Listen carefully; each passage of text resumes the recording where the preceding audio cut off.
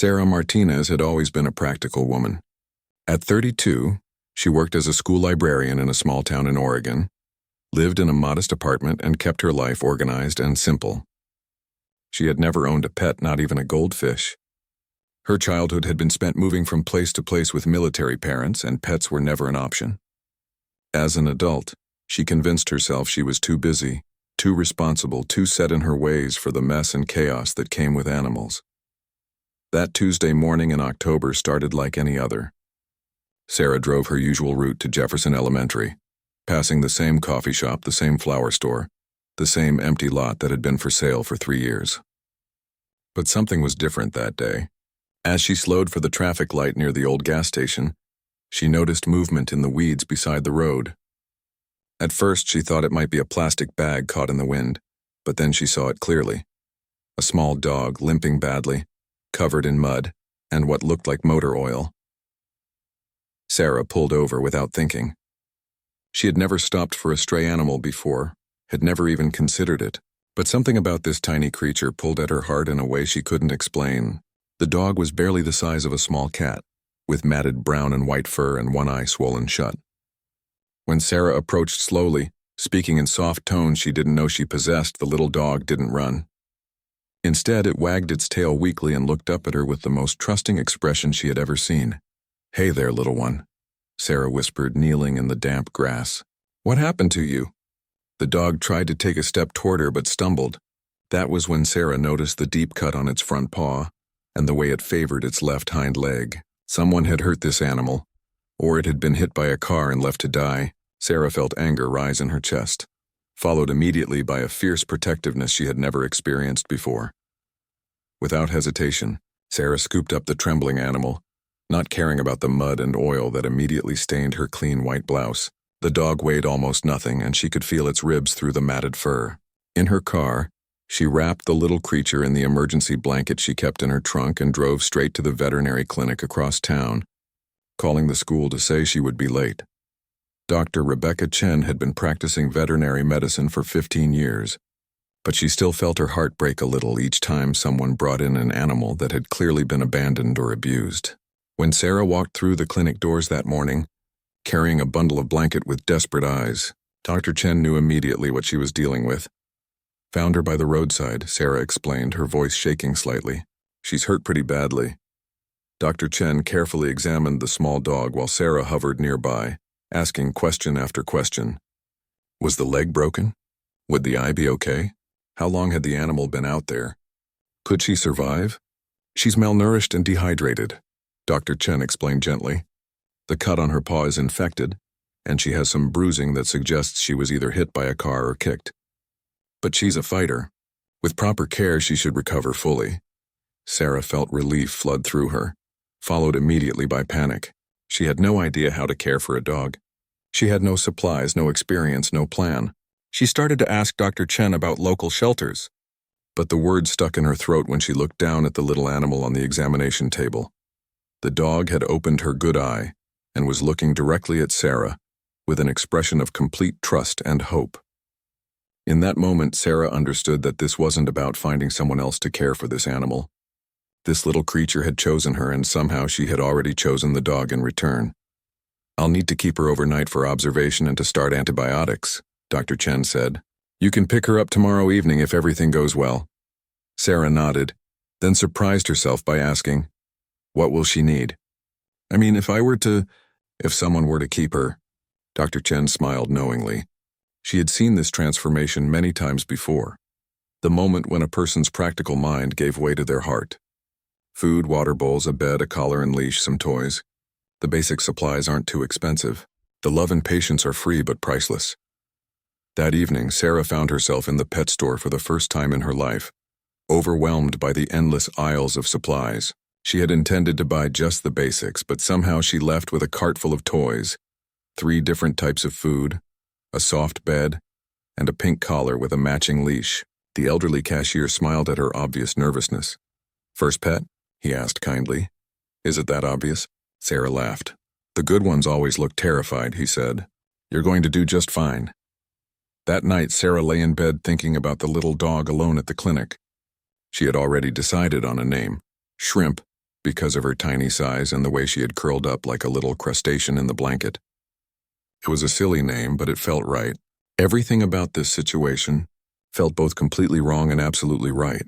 At the same time, Sarah had spent 32 years believing she was not a pet person.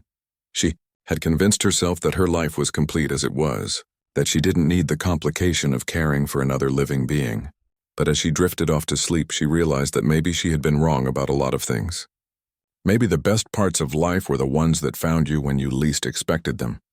The next evening couldn't come fast enough. Sarah left work early and drove straight to the clinic, her heart pounding with an excitement she hadn't felt since childhood. Dr. Chen met her in the lobby with Shrimp in her arms, the little dog looking remarkably better after just one day of care. "She's been asking for you," Dr. Chen said with a smile, placing Shrimp gently in Sarah's arms. As they drove home together, Shrimp curled up in the passenger seat and fell asleep, occasionally opening one eye to make sure Sarah was still there. Sarah kept glancing over at her new companion, still hardly believing this was really happening. Neither of them had any idea that this was just the beginning of a journey that would transform not only their lives, but the lives of many other animals who would find their way to Sarah's door in the months and years to come. The first week with Shrimp tested every assumption Sarah had about herself and her capabilities. Her neat, organized apartment suddenly felt like a disaster zone. Shrimp, despite her small size, seemed to have boundless energy once she started feeling better. She chewed through 2 pairs of Sarah's favorite shoes, knocked over a lamp while chasing a dust bunny, and had 3 accidents on the carpet before Sarah figured out the proper walking schedule. But it was the nights that surprised Sarah most. She had expected Shrimp to sleep in the expensive dog bed she had bought, but the little dog had other plans. On their first night together, Shrimp whimpered softly from her bed in the living room until Sarah, exhausted and worried, brought her into the bedroom. Shrimp immediately stopped crying and fell asleep curled against Sarah's side, her tiny body radiating warmth and contentment. Sarah discovered that having another heartbeat in the house changed everything. The apartment no longer felt too quiet when she came home from work. Instead of microwaving a frozen dinner while standing at the kitchen counter, she found herself cooking real meals and talking to Shrimp about her day. The little dog was an excellent listener, tilting her head thoughtfully at all the right moments. 3 weeks after the rescue, Sarah was walking Shrimp through the neighborhood park when they encountered Mrs. Patterson, an elderly woman who lived 2 streets over. Sarah had seen her around town for years but had never spoken to her beyond polite nods. Mrs. Patterson was sitting on a bench, feeding breadcrumbs to the ducks when Shrimp pulled toward her with surprising determination. "Well, hello there, beautiful," Mrs. Patterson said, extending her hand for Shrimp to sniff. "Aren't you just the sweetest little thing?" Sarah was amazed to see Shrimp, who was still shy around most strangers, immediately warm up to the older woman. Mrs. Patterson scratched behind Shrimp's ears with practiced ease, and the dog melted into her touch. "She likes you," Sarah said, sitting down on the bench beside Mrs. Patterson. "Animals know things," Mrs. Patterson replied with a smile. "They can sense kindness and they remember it. This little one has been through something difficult, hasn't she?" Sarah found herself telling Mrs. Patterson the whole story of finding Shrimp by the roadside. As she spoke, she realized it was the first time she had shared the complete experience with anyone. Her coworkers knew she had gotten a dog, but she hadn't explained the depth of the connection she felt, or how much her life had changed. "You saved her life," Mrs. Patterson said simply, "but I suspect she's saving something in you too." The comment stayed with Sarah long after they said goodbye. That evening, as she sat on her couch with Shrimp sleeping across her lap while she graded library books, she reflected on how true Mrs. Patterson's observation was. Before Shrimp, Sarah's evenings had been spent watching television or reading, pleasant but solitary activities. Now her apartment felt alive with purpose and companionship. It was during their 4th week together that Sarah first noticed the change in her morning routine. She had always been someone who rushed through breakfast and hurried to work, but Shrimp's presence demanded a different pace. The little dog needed her morning walk, her breakfast, and a few minutes of play before Sarah could leave for the day. At first, Sarah worried about being late to work, but she discovered that starting her day with these simple acts of care actually energized her. The other dog walkers in the neighborhood began to recognize Sarah and Shrimp. There was Tom, a retired firefighter who walked his golden retriever every morning at 7:30. Maria, a nurse who worked night shifts and walked her beagle mix when she got home in the morning. And Jake, a college student who jogged with his border collie mix every day before classes. What started as polite waves gradually became brief conversations, then longer chats about their dogs' personalities and quirks. Sarah realized she was forming connections with people in her community that she had never had before. Shrimp was like a tiny ambassador, breaking down the invisible barriers that had kept Sarah isolated without her even realizing it. One morning in November, Sarah and Shrimp encountered something that would change their trajectory completely. As they walked past the old Miller property, a rundown house that had been empty for months, they heard faint crying coming from the overgrown backyard. Shrimp immediately pulled toward the sound, her ears alert and her body tense with concern. Sarah followed reluctantly, pushing through the tall weeds and brambles. Behind the house near an old shed, she found the source of the crying. A cardboard box containing 3 tiny kittens, probably no more than 6 weeks old. They were thin and dirty, clearly abandoned and struggling to survive. Sarah's first instinct was to call animal control, but as she looked down at the kittens, she thought about Shrimp's story. Someone had abandoned these babies just like someone had abandoned her dog.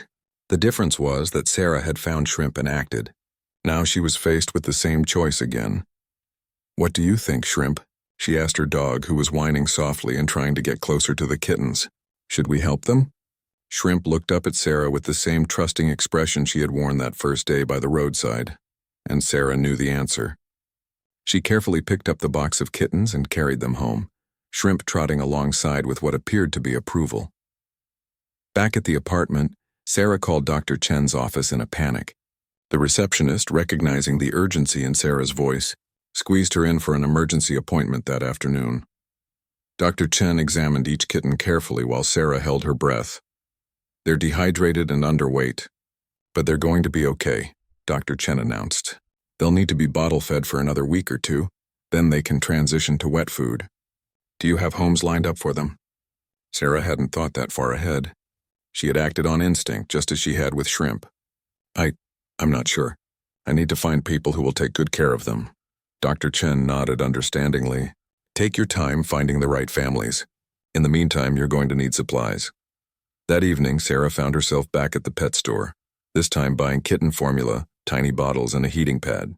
The same elderly cashier who had helped her when she bought Shrimp's supplies smiled knowingly. "The dog wasn't enough?" he teased gently. "Found 3 abandoned kittens," Sarah explained. "I couldn't just leave them." "They have a way of finding the right people," he said. "Sounds like you're becoming one of those people."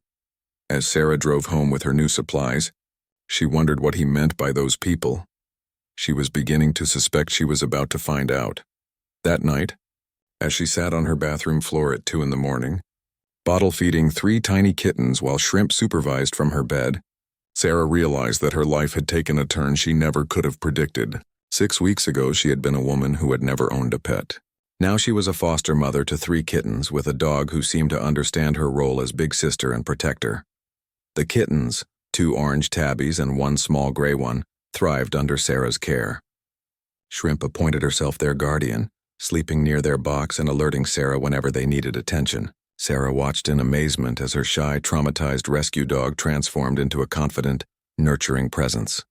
Finding homes for the 3 kittens turned out to be easier than Sarah had expected, but also more emotionally challenging. Word spread quickly through her neighborhood network of dog walkers and her colleagues at school about the adorable kittens who needed families. Within 2 weeks, Sarah had 3 promising applications from people who wanted to adopt. The first to go was Sunny, one of the orange tabbies who found a home with Maria, the nurse Sarah had met during morning dog walks. Maria had recently lost her elderly cat and was ready to love again. When she came to meet Sunny, the kitten immediately purged and climbed into her lap, and Sarah knew it was a perfect match. Ginger, the second orange tabby, went to live with a family from Sarah's school.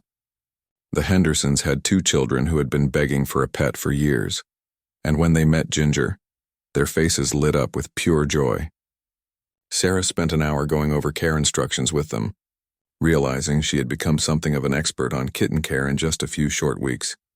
The hardest goodbye was Storm, The little gray kitten who had been the smallest and most fragile of the three, Tom, the retired firefighter, had fallen in love with Storm during one of their morning walks when Sarah was carrying the kitten outside for some sunshine.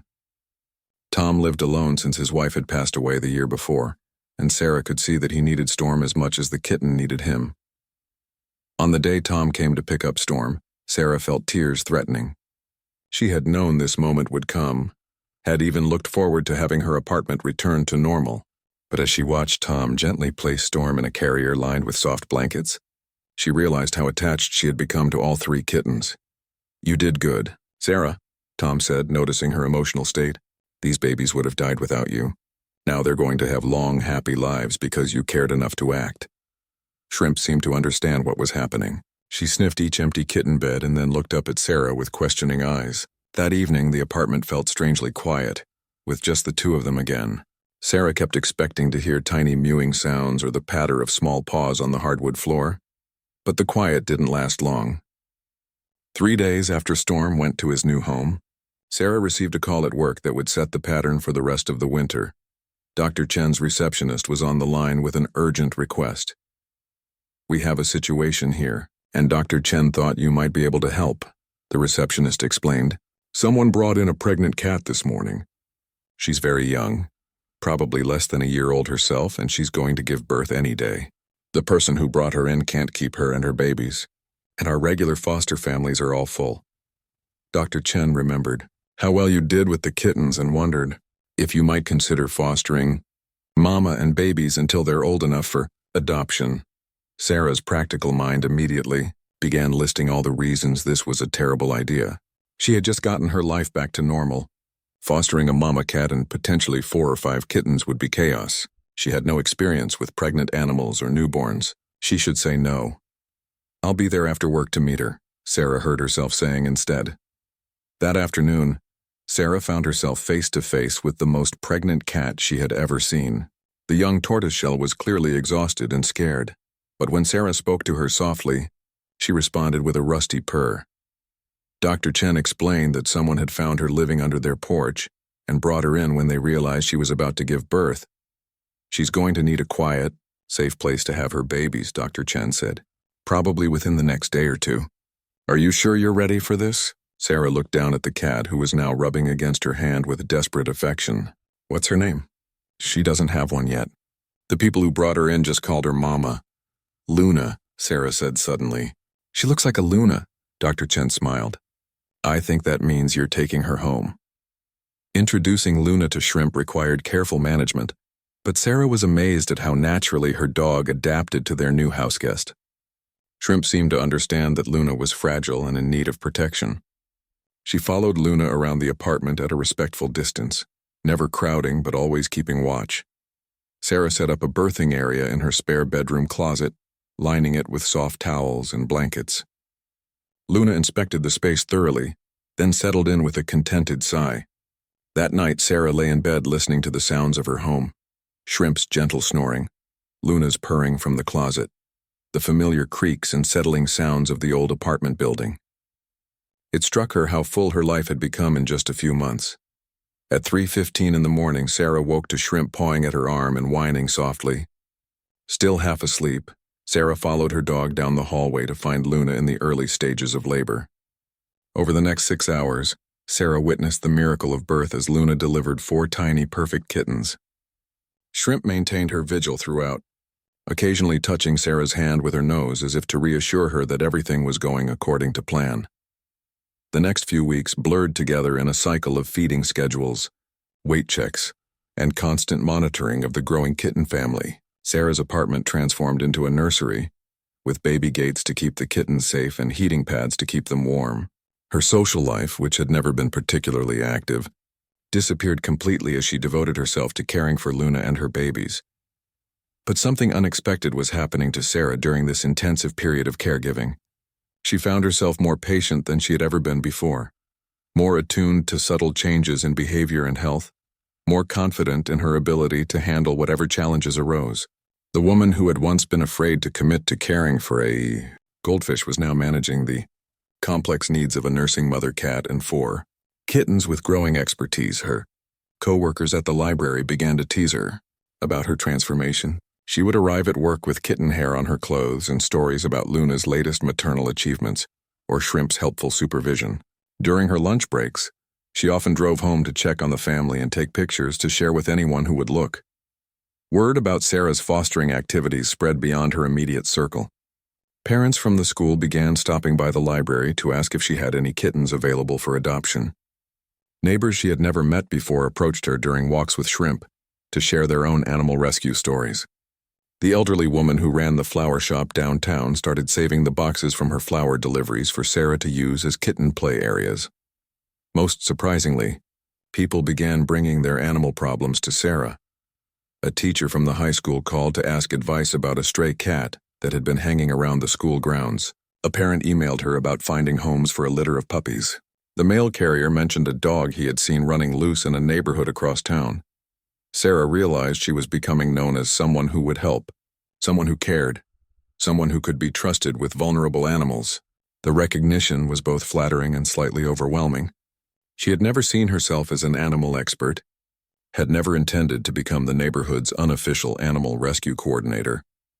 As Luna's kittens grew and began to explore beyond their birthing closet, Sarah started the familiar process of finding them homes, but this time felt different.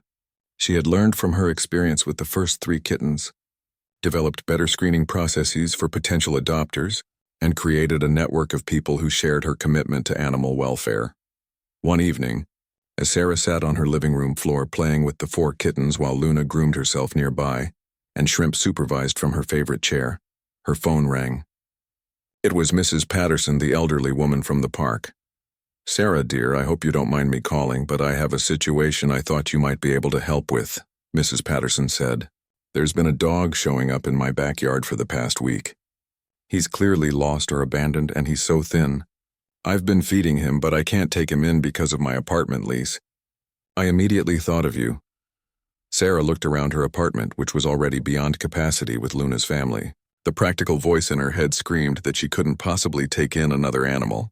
But as she watched Shrimp gently herd one of the kittens away from the lamp cord, Sarah realized that somehow she always seemed to find room for one more creature in need. The dog in Mrs. Patterson's backyard turned out to be a middle-aged beagle mix with soulful brown eyes and a collar that had worn through, suggesting he had been lost for quite some time. When Sarah arrived at Mrs. Patterson's house the next morning, she found the dog sleeping under a small garden table, a makeshift shelter from the November rain. "He won't let me get close," Mrs. Patterson explained, watching from her back door. "But he comes when I put food out and he seems gentle. Yesterday I saw him playing with a tennis ball I threw out there." Sarah approached slowly, speaking in the same soft tones that had worked with Shrimp months earlier. The beagle lifted his head and watched her warily but didn't run. She could see his ribs through his dull coat, and there was a sadness in his eyes that made her heart ache. "Hey there, buddy," Sarah said, settling cross-legged on the wet grass about 10 feet away from him. "Mrs. Patterson says you've been camping out here for a while." The dog's tail gave a tentative wag, but he remained where he was. Sarah sat patiently, talking quietly about nothing in particular, until curiosity finally won over caution, and the beagle crept closer to investigate. When he was close enough, Sarah offered her hand for him to sniff. His tail began wagging harder when he caught Shrimp's scent on her fingers. "You like dogs, don't you?" Sarah said. "I have a little girl at home who might want to meet you." It took another hour of patient coaxing before the beagle allowed Sarah to slip a leash around his neck. She had learned from her experience with Shrimp to always carry basic supplies in her car, including an extra leash and some dog treats. The beagle, she decided to call him Buddy until she could think of something better, walked beside her to the car with surprising cooperation, as if he had been waiting for someone to finally take him home. At Dr. Chen's clinic, Buddy received the same thorough examination that had become routine for Sarah's rescues. He was underweight and had some minor injuries from living rough, but overall he was in good health. Most importantly, Dr. Chen's scanner revealed that he had a microchip. "This is the best possible news," Dr. Chen said, reading the information on her computer screen. "His name is actually Buster, and his family has been looking for him. He's been missing for 6 weeks."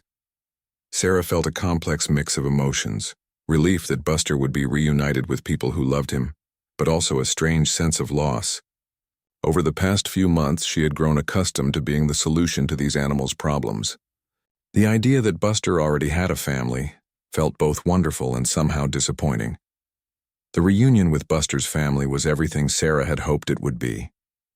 The Kowalski family arrived at Dr. Chen's office within 2 hours of being contacted, with their 2 young children bouncing with excitement and tears streaming down the parents' faces. Buster's entire body wiggled with joy when he saw them, and the children dropped to their knees to hug him while he licked their faces frantically. "We never gave up hope," Mrs. Kowalski said to Sarah through her tears. "He got out during a thunderstorm 6 weeks ago, and we've been searching everywhere. We put up flyers, checked the shelters every day, drove around calling his name every evening after work. Thank you so much for taking care of him," Mr. Kowalski added, shaking Sarah's hand vigorously. "The vet says he's been well fed and cared for. You probably saved his life." As Sarah drove home that evening, she reflected on how different this experience had been from her previous rescues. With Shrimp and the kittens, she had been the permanent solution, finding them new homes and new lives. But with Buster, she had simply been a bridge, connecting him back to the life and love he had temporarily lost. Both roles felt important, but in different ways. When she arrived home, Sarah found that Luna's kittens were now old enough to escape from the spare bedroom, and had turned her living room into their personal playground. Shrimp was lying in the middle of the chaos, occasionally lifting her head to monitor the action, but otherwise appearing completely relaxed with the tiny tornadoes racing around her. "How do you do it, Shrimp?" Sarah asked, scratching behind her dog's ears. "How do you stay so calm with all this craziness?" Shrimp's tail thumped against the floor as if to say that this wasn't chaos at all, but simply the natural order of things in their home. Sarah realized that her dog had adapted to their unconventional lifestyle with remarkable grace, accepting each new arrival as just another member of their extended family.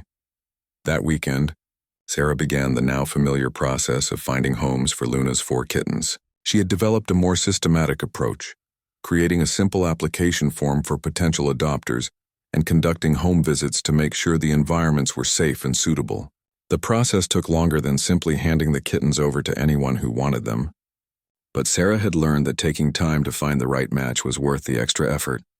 The first kitten, a bold orange tabby she had named Marmalade, went to live with Dr. Chen's receptionist, who had been wanting a cat for months. The second, a sleek black female called Midnight, found a home with Jake, the college student who jogged with his border collie. Sarah worried about how the energetic dog would get along with a kitten. But when she visited a week later, she found Midnight and the border collie curled up together on the couch. The third kitten, Patches, a calico with distinctive white paws, was adopted by a retired couple who had lost their elderly cat the month before. They had been hesitant about getting a young cat, worried about the energy level, but Patches seemed to sense their need for a calmer companion and adjusted her behavior accordingly. Finding a home for the 4th kitten proved more challenging. Smokey was the smallest of the litter, a gray tabby with white markings who was shyer than his siblings. Several families met him but chose other kittens, saying they wanted a more outgoing pet. Sarah began to worry that Smokey would be difficult to place. The solution came from an unexpected source. Tom, the retired firefighter who had adopted Storm from Sarah's first litter of kittens, called to ask if she had any other cats available for adoption. "Storm is doing great," Tom explained, "but I think he's lonely during the day when I'm out running errands. I was hoping to find him a companion, maybe another young cat who could be his friend." When Tom came to meet Smokey, something magical happened. The shy kitten, who had hidden from every other visitor, walked directly to Tom and climbed into his lap. Storm, who had come along for the introduction, immediately began grooming Smokey as if he were already part of the family. "I think they've made their decision," Sarah said, laughing as she watched the 2 cats bond instantly. With all 4 kittens successfully placed, Sarah faced the question of what to do with Luna. The young mother cat had been an exemplary parent, patient and nurturing with her babies while also developing a sweet relationship with both Sarah and Shrimp. Unlike the kittens, who were temporary residents, Luna felt like she belonged in Sarah's home. The decision to keep Luna permanently was easier than Sarah had expected. Over the weeks of caring for her, Luna had woven herself into the fabric of their daily life. She had claimed the sunny spot by the living room window as her personal domain, and had established a routine of greeting Sarah at the door each evening, purring loudly while weaving around her legs. More importantly, Luna and Shrimp had developed a genuine friendship. They slept curled up together on Sarah's bed, with Shrimp's protective instincts extending naturally to include the cat. During the day, they could often be found napping in the same sunbeam or investigating interesting sounds together. "Well, Shrimp," Sarah said one evening as she sat on the couch with both animals, "I guess we're a family of 3 now." But even as she spoke the words, Sarah had a feeling that their family wasn't finished growing yet. Over the past few months, she had discovered something about herself that she never would have expected. She had a gift for helping animals in need, and more importantly, she had found deep satisfaction in using that gift. The phone calls asking for advice had become more frequent, and Sarah found herself looking forward to each new challenge. Her apartment had been transformed from a quiet, orderly space into something resembling a small animal sanctuary. She had invested in better furniture that could withstand claws and accidents, reorganized her storage to accommodate pet supplies, and learned to navigate around dog toys and cat trees. The changes that once would have horrified her now felt like natural improvements to create a more welcoming environment. What surprised Sarah most was how much she enjoyed the unpredictability of her new life. Each day brought the possibility of a new rescue, a new challenge, a new opportunity to make a difference in an animal's life. The woman who had once valued routine above all else was thriving in a world where the only constant was change. Winter arrived early that year, bringing with it a string of animal emergencies that tested Sarah's growing expertise and compassion in ways she never could have imagined. The first call came on a Tuesday morning in December, just as Sarah was getting ready for work. Her phone rang and Mrs. Patterson's voice was urgent and worried. "Sarah, dear, I'm so sorry to bother you this early, but there's been an accident on Maple Street. A car hit something, and I think it was a dog. The driver didn't stop, and the poor thing is lying in the ditch. I called animal control, but they can't get here for 2 hours, and I'm afraid it might not survive that long." Sarah was out the door within minutes, leaving Shrimp and Luna with extra food and water, and a quick apology for abandoning their morning routine. She found the injured dog exactly where Mrs. Patterson had described, a young German Shepherd mix lying motionless in the snow-covered ditch beside Maple Street. For a terrifying moment, Sarah thought she was too late, but then she saw the shallow rise and fall of the dog's chest. The animal was unconscious but alive, with obvious injuries to his back legs and blood matting his thick coat. Sarah had never dealt with injuries this severe, but she remembered Dr. Chen's advice about moving injured animals carefully to avoid causing more damage. Using a blanket from her car, she managed to slide the heavy dog onto the makeshift stretcher and load him into her vehicle. Dr. Chen met them at the clinic's emergency entrance, taking one look at the dog before immediately wheeling him into surgery. "You did exactly the right thing bringing him straight here," she told Sarah. "He's got some broken bones and internal injuries, but he's young and strong. We'll know more in a few hours." Sarah spent the day at school barely able to concentrate on her work, checking her phone constantly for updates from the clinic. When Dr. Chen finally called that afternoon, the news was cautiously optimistic. The dog, who they had started calling Titan because of his size, had survived surgery and was awake and alert. "He's going to need weeks of recovery time and physical therapy," Dr. Chen explained. "His back legs were badly damaged, and it's going to be a long road back to normal mobility. The question is whether anyone is going to claim him, and if not, whether he can find a home that's willing to deal with his special needs." Sarah visited Titan every day after work, bringing him treats and sitting beside his cage to talk to him while he recovered.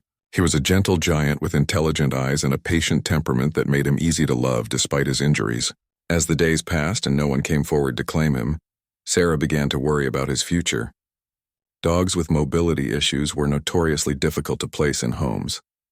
2 weeks into Titan's recovery, Sarah made a decision that surprised even her.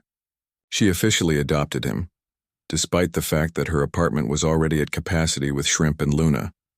Titan would need a fenced yard and space to move around during his rehabilitation, which meant Sarah needed to find a new place to live. The house hunting process revealed just how much Sarah's priorities had changed over the past year. Instead of looking for a neat, low-maintenance apartment, she found herself searching for properties with large yards, multiple rooms for foster animals, and easy access to veterinary care.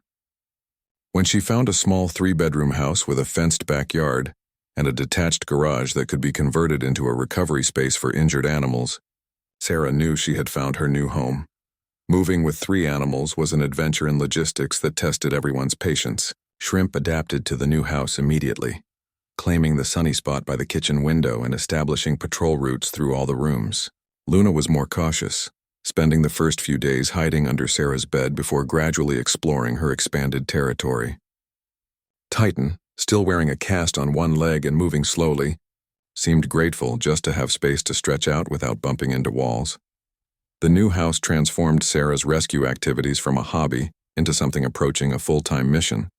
With more space and better facilities, she was able to take on more challenging cases. Word continued to spread about her willingness to help animals in need, and the calls came more frequently. In January, a teacher from a neighboring school district contacted her about a pregnant stray dog who had taken shelter under the school's portable classroom. The dog was too frightened to let anyone approach, but she was clearly close to giving birth and the weather was getting dangerously cold. Sarah spent 3 days sitting near the portable classroom during her lunch breaks, gradually earning the dog's trust with food and patience until she could safely bring her home. Rosie, as Sarah named the timid mother-to-be, gave birth to 6 puppies in the converted garage space that had become Sarah's official nursery area. Unlike Luna, who had been a confident and capable mother, Rosie was young and inexperienced, requiring constant supervision and support.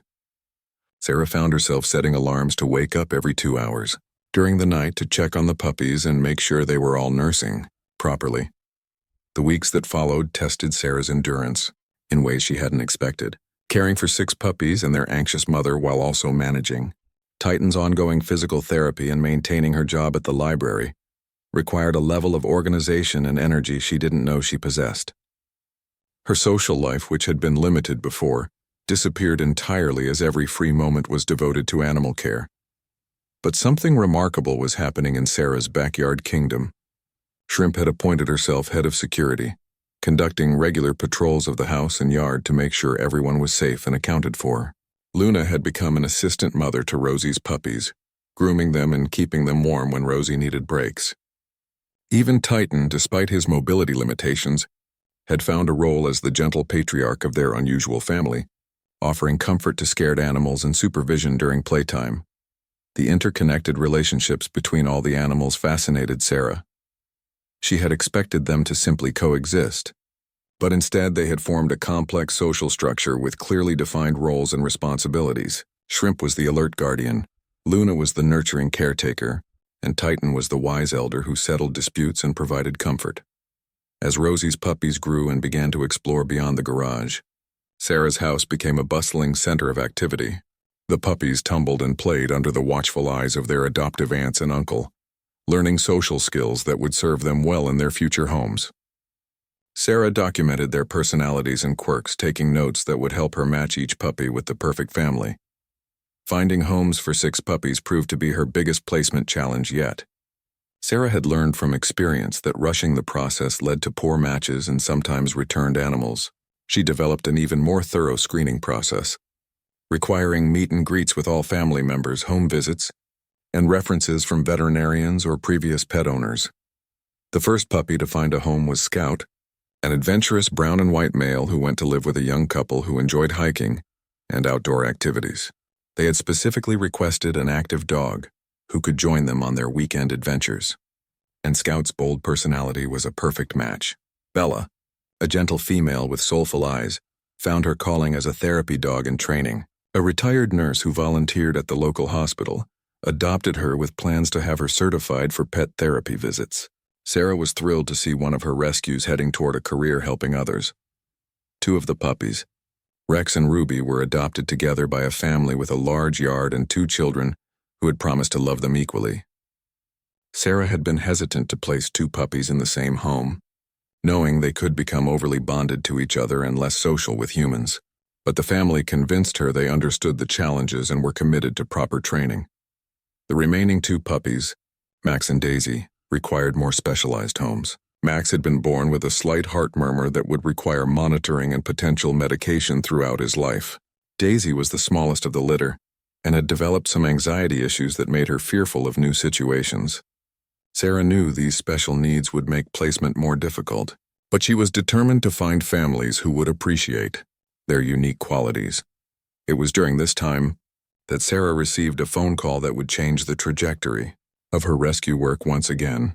Dr. Chen was on the line with an unusual request. "Sarah, I have a situation I've never encountered before," Dr. Chen said. "Animal control brought in a case that's beyond their resources, and the nearest wildlife rehabilitation center is full. There's an injured owl that was hit by a car, and she's going to need specialized care during her recovery. I know you've never worked with wild animals, but you have more experience with complex medical cases than anyone else I know. Would you consider fostering her?" The great horned owl arrived at Sarah's house on a snowy February evening, transported in a special carrier by Dr. Chen herself. Sarah had spent the previous week reading everything she could find about owl care and converting a section of her garage into a quiet, secure rehabilitation space. Nothing, however, had prepared her for the magnificent and intimidating presence of the large bird of prey. "Her name is Athena," Dr. Chen said, carefully positioning the carrier in the dimly lit space.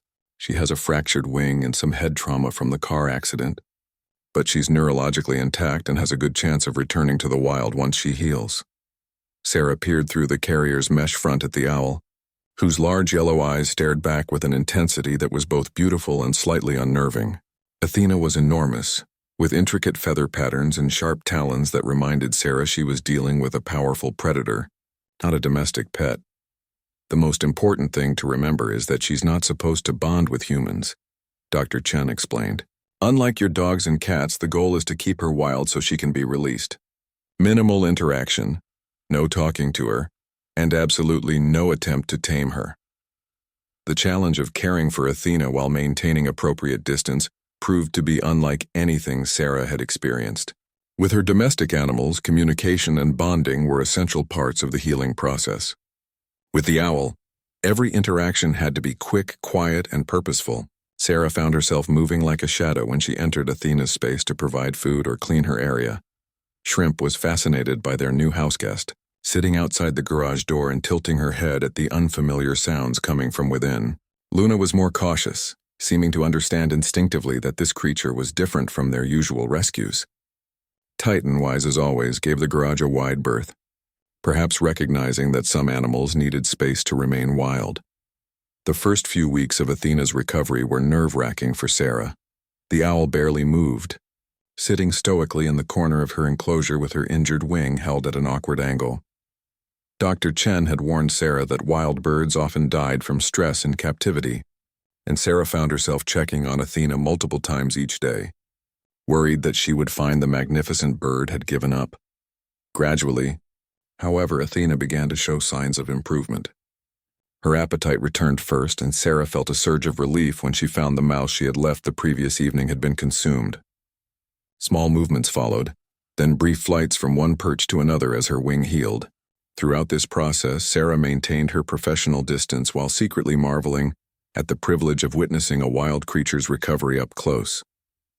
During Athena's rehabilitation, Sarah's regular rescue work continued at its usual frantic pace. Max, the puppy with the heart murmur, found a perfect home with an elderly veterinarian who specialized in cardiac cases and was looking for a companion who would appreciate a quieter lifestyle.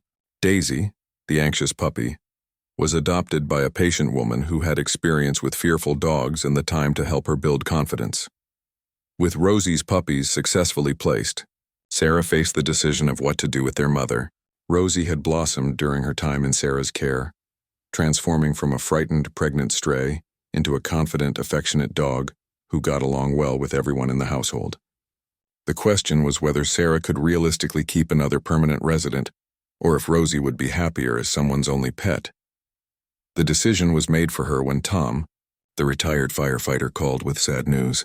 Storm, the kitten he had adopted from Sarah's first litter, had developed a rare illness and had passed away despite the best veterinary care. Tom was heartbroken and not ready for another cat, but he wondered if Sarah might have a dog who could benefit from a devoted single owner. When Tom met Rosie, the connection was immediate and obvious. Rosie seemed to sense Tom's grief and offered the gentle comfort that only animals can provide. Tom, in turn, saw in Rosie a chance to channel his love and care toward an animal who truly needed both. Within a week, Rosie had moved to Tom's house, where she quickly established herself as his constant companion and walking partner. Spring brought new challenges and new rescues to Sarah's increasingly well-known animal sanctuary. A family moving across the country contacted her about their elderly cat, who was too frail to make the journey. A college student called in tears about finding a box of newborn rabbits whose mother had been killed by a fox. A construction worker discovered an injured raccoon family when his crew demolished an old barn. Each case required different skills and resources, pushing Sarah to constantly expand her knowledge and capabilities. She took online courses in wildlife rehabilitation, attended workshops on exotic animal care, and built relationships with specialists who could provide guidance for unusual cases. Her garage had been transformed into a sophisticated medical facility with temperature controls, specialized lighting, and equipment that rivaled some veterinary clinics. The most challenging case that spring involved a young deer who had been orphaned when his mother was killed in a car accident. The fawn, who Sarah named Bambi despite the obvious cliché, required round-the-clock bottle feeding and careful monitoring to ensure he didn't become too domesticated to survive in the wild. Unlike Athena, who was naturally wary of humans, Bambi was programmed by instinct to bond with whatever creature fed and cared for him. Managing Bambi's care while preventing unhealthy attachment required Sarah to recruit help for the first time. She reached out to other wildlife rehabilitators in the region and found a network of volunteers who could assist with feeding schedules and provide the fawn with minimal human contact. The experience introduced Sarah to a whole community of people dedicated to wildlife conservation, expanding her understanding of animal rescue beyond domestic pets. As Bambi grew stronger and more independent, Sarah worked with state wildlife officials to prepare for his eventual release. The process was emotionally complex. She had devoted months to ensuring his survival, but success meant saying goodbye forever. Unlike her domestic rescues, who often stayed in touch through their new families, wild animals disappeared back into their natural habitats without looking back. The day of Bambi's release was both triumphant and heartbreaking. Sarah transported him to a protected forest area where other deer were known to graze, opened his carrier, and watched him bound away into the trees without a single backward glance. She felt pride in his successful rehabilitation, mixed with the inevitable sadness of letting go. Athena's release came a few weeks later, after Dr. Chen declared her flight capabilities fully restored. The owl had never shown any sign of bonding with Sarah despite months of care, which was exactly what everyone had hoped for.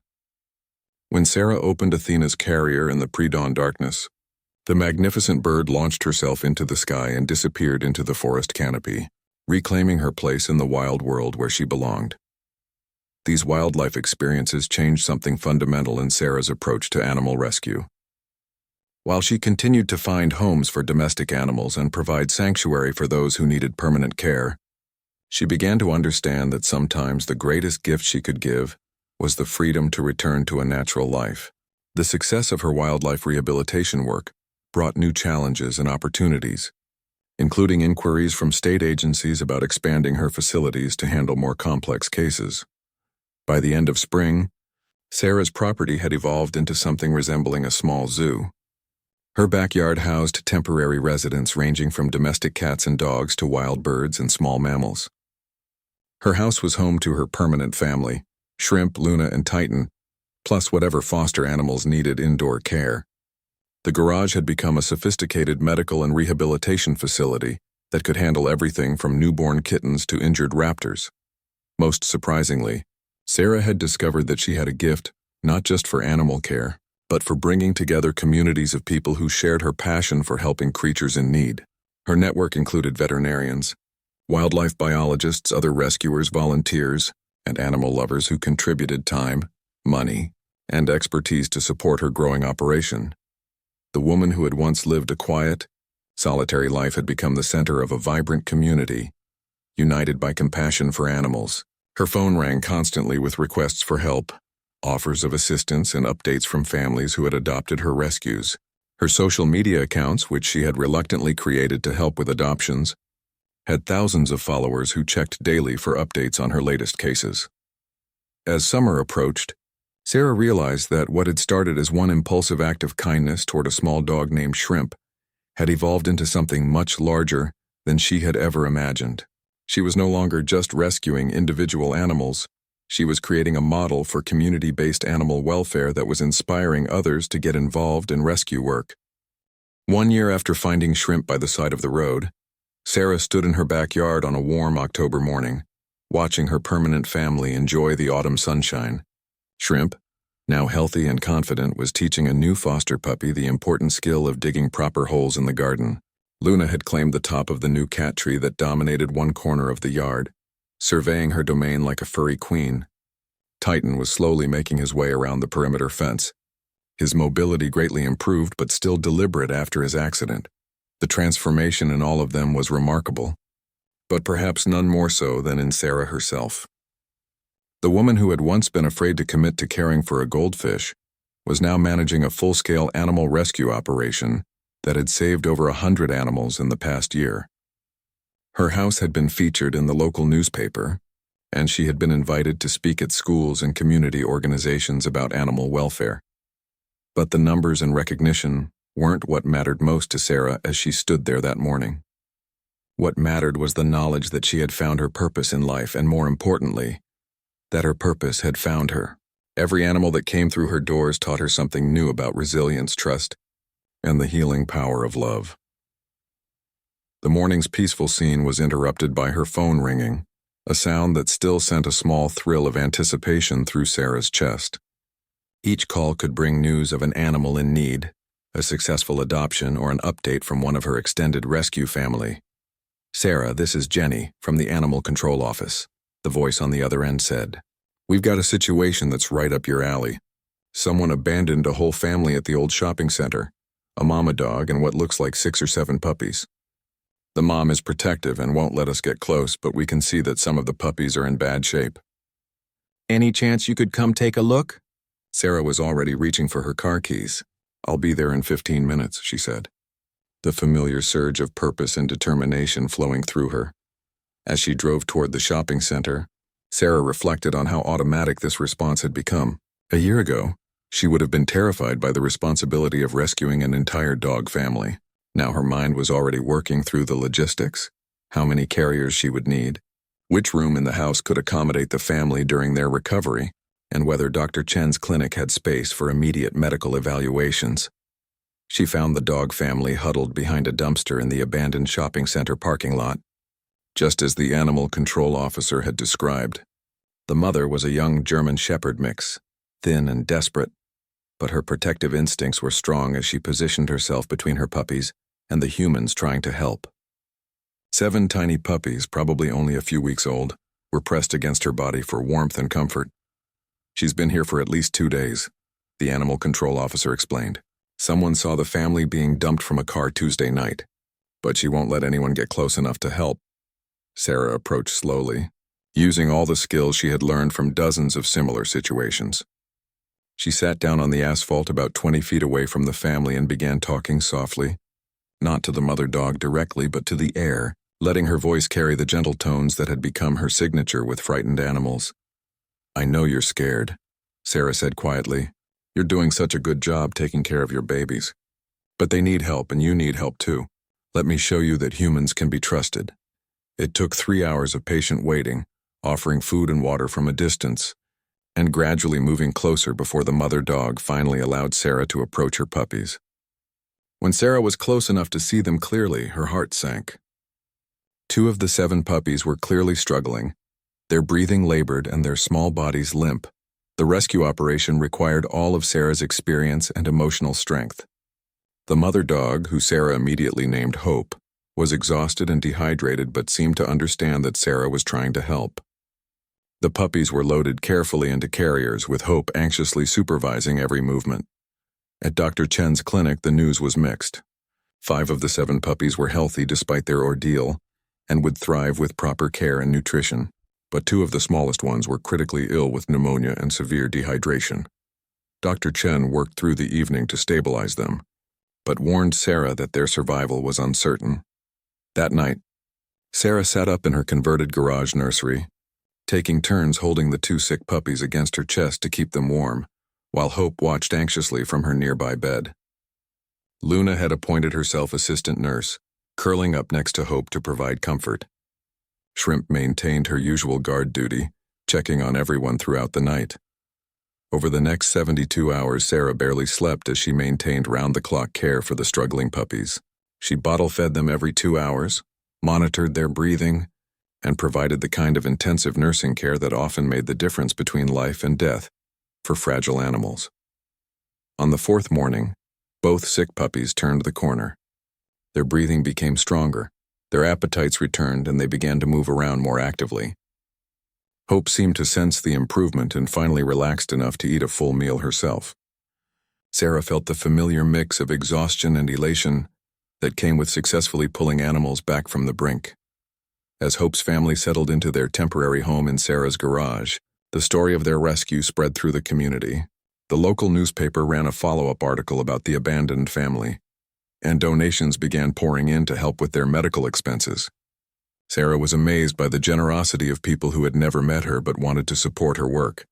More importantly, the story reached potential adopters who were specifically interested in this family.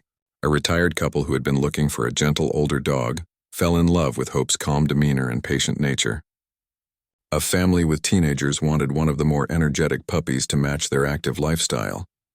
A young professional was drawn to the smallest puppy, the one Sarah had spent so many sleepless nights nursing back to health. As always, Sarah took her time with the adoption process, making sure each match was perfect. She had learned that rushing placements often led to problems later, and these animals had already been through enough trauma. Hope was the last to be placed, going to live with a widowed teacher who had been lonely since her husband's death and was looking for a companion who would appreciate quiet evenings and gentle walks. The day Hope left for her new home was emotional for everyone involved. The gentle mother dog had bonded with all of Sarah's permanent residents during her recovery, and saying goodbye was difficult. But Sarah had learned to find joy in these partings, knowing that each successful adoption meant an animal had found their forever family. Standing in her backyard that evening, Sarah realized that the 1-year anniversary of finding Shrimp had passed almost without her noticing. She had been so focused on the immediate needs of Hope's family that she hadn't taken time to reflect on how much had changed since that October morning when she stopped for a small, injured dog by the roadside. Shrimp seemed to sense the significance of the moment. She trotted over to Sarah and sat beside her, leaning against her leg in the way she had done that very first night when Sarah brought her home. Luna joined them, purring loudly as she wound around Sarah's legs. Even Titan made the effort to walk over, completing their little family circle. "We've come a long way, haven't we?" Sarah said to her 3 companions. "I never could have imagined any of this when I found you, Shrimp." As if in response, Shrimp's tail began wagging, and she looked up at Sarah with the same trusting expression that had captured her heart that first day. But now there was something else in her eyes: confidence, contentment, and perhaps even pride in the family they had built together. Sarah's phone buzzed with a text message from Dr. Chen. "New case coming in tomorrow. Injured hawk found in Jefferson Park. Are you available to foster?" Without hesitation, Sarah typed back, "Of course. We'll be ready." As the sun set over their little sanctuary, Sarah reflected on the unexpected journey that had brought her to this moment. She had started with one small act of kindness toward a dog named Shrimp, never imagining that it would lead to a complete transformation of her life and purpose.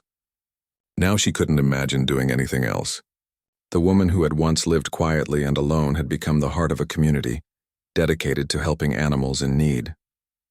Her home was rarely quiet, her life was never predictable, and her heart was fuller than she had ever thought possible. Sometimes the most important decisions were the ones you made without thinking, driven by nothing more than compassion and the simple recognition that a creature needed help. Shrimp had rescued Sarah just as much as Sarah had rescued Shrimp. In saving one small dog, Sarah had discovered who she was meant to be.